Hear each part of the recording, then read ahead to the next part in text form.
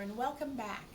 So the last time that we were together with the slab plates, we rolled the plates out, we placed them on the covered paper plate, and we ribbed them nicely so the top would be smooth and clean, and then we set them in the cabinet uncovered to allow them to dry to get leather hard.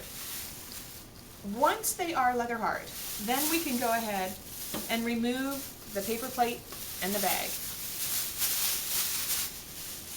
My students will reuse the paper plates because I always try to save money when I can.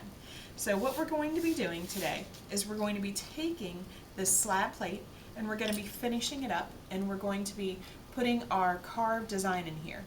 After we carve it, then we'll clean it, we will put it in the kiln and fire it, and then we'll glaze it and fire it again.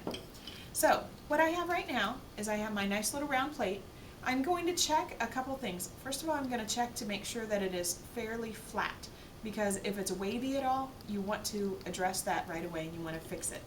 Now, the next thing that I want to do is I want to look at the rim, and if it is not round, you might see that this side sticks out a little bit right here.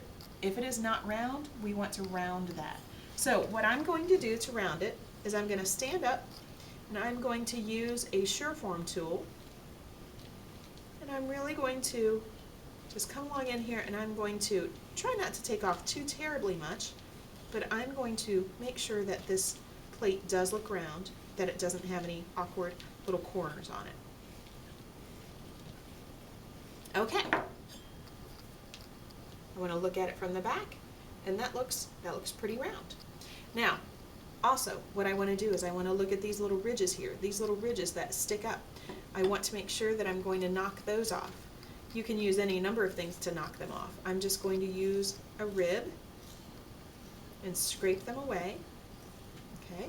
Now when I do that, I've created a little bit of a ridge on this side. So then I'm going to scrape this part away too. So it's a combination of using certain tools. So the Sureform will take it down quickly, and then the rib will take it down a little bit more slowly. Okay.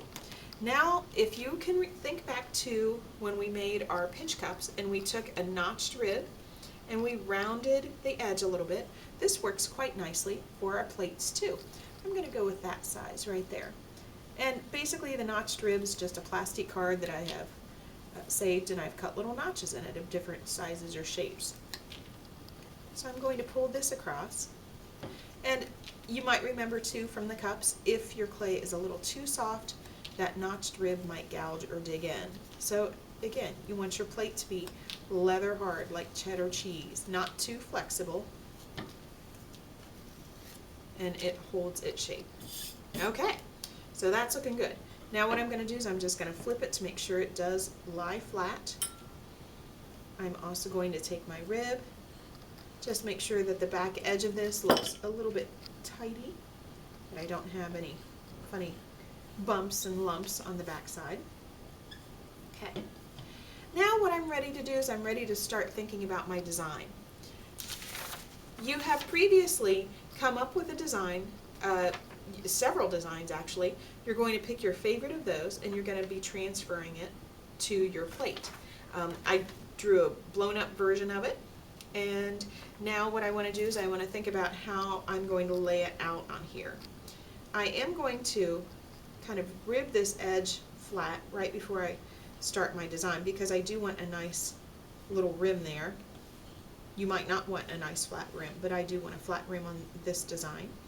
So I'm going to kind of clean that up with my little rib. Okay. Now, I do have some little pieces of template paper that you can use. If you would like to use something like this, they are cut out in circles, and then you can use that as a guide to help you get a nice round, like if you wanted a round internal shape on it. So I'm now going to just take, let's say just a pencil, and I'm going to draw that on there. So you can use anything that's round. If you see an existing object, you can certainly trace around it. I just had a little template that I had made up that was already round. And What I want to do is I want to lay out the rest of the design. I have some curves, I have some circles in there, and I have a straight line. So for the curves, I could just wing it if I want to. I could certainly come along in here and I could wing it. That would be fine. Or if you would like to use, I do have some flexible curves where you could create a curve. You could actually set it on there and you could trace it and then move it and trace it again. For time's sake, I am just going to kind of wing this here. There we go. So it's close enough. Okay. So again, I'm just kind of winging it. Now for in here, if you want, say, something like you want to use a template, I certainly do have templates of specific sizes. If you would like, you could, use a template and you could trace. Of course, if you want to wing that too, like maybe you want something irregular, maybe like right here, I'm going to do an irregular one. I do have templates that are ovals as well, and I have squares and some other shapes in there. I'm just going to kind of put those in there. Now, this is not drawn deeply enough yet. I am going to be adding a little bit more onto this. And then lastly, I am going to put a straight line on here according to my design. And what I'm going to do is I'm going to just use a straight edge. There we go. Okay. So now with my design lightly laid out on there, now I can begin carving. For the carving part, you can use a variety of tools. Just like we did on the cups, we could use ribbon tools, miniature ribbon tools.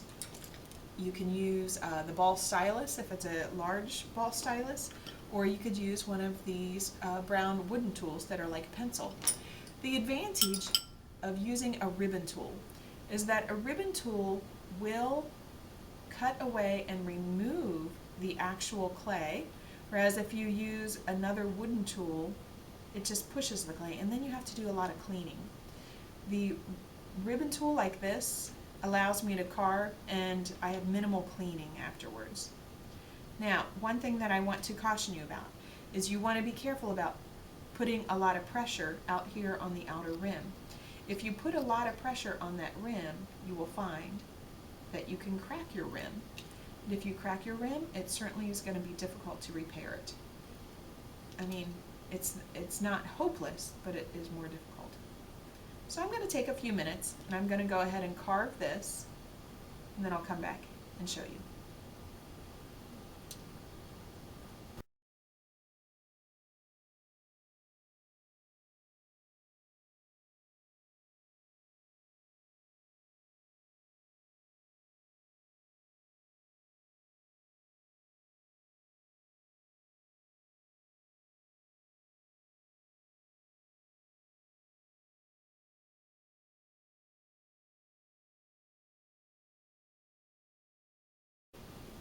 Okay, now that I have this carved, I want to go in there and I want to clean up anything that might need to be cleaned.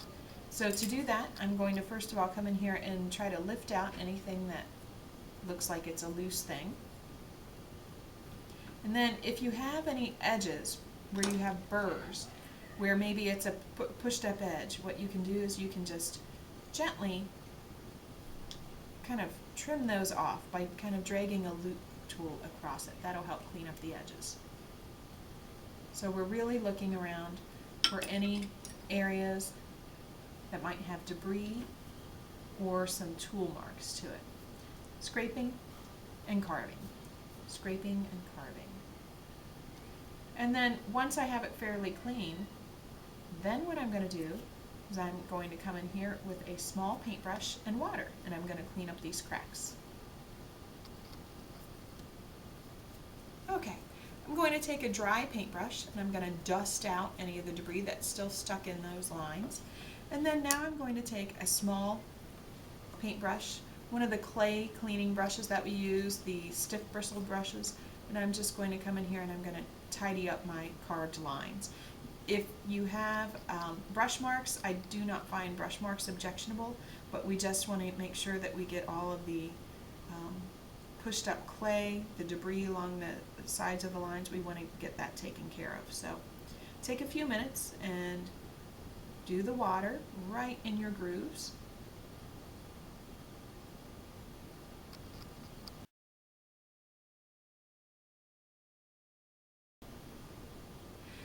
So the purpose of the carved lines is it will serve as a barrier between the different colors of glaze.